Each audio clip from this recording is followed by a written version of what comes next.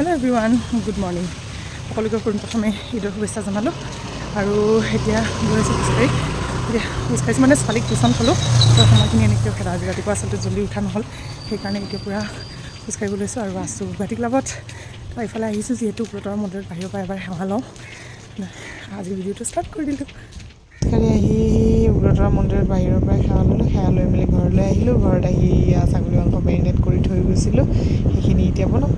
চব মছলা দি মেৰিনেট কৰিছোঁ আৰু এই কেৰাহী গৰম হোৱাৰ পাছত তেল দিলোঁ। প্ৰথমে দিছোঁ চেনি, তাৰপাছত দিছোঁ অকণমান পিঁয়াজখিনি অকণমান ফ্ৰাই হোৱাৰ পাছত তাতে দি দিলোঁ আদা নহৰু পেষ্ট, আৰু সেইখিনি ভালদৰে ফ্ৰাই কৰি লৈ তাতে মেৰিনেট কৰি থোৱা মাংসখিনি দি দিলোঁ। আৰু মই ইয়াতে আলুটো ফ্ৰাই কৰি দিছোঁ দেই।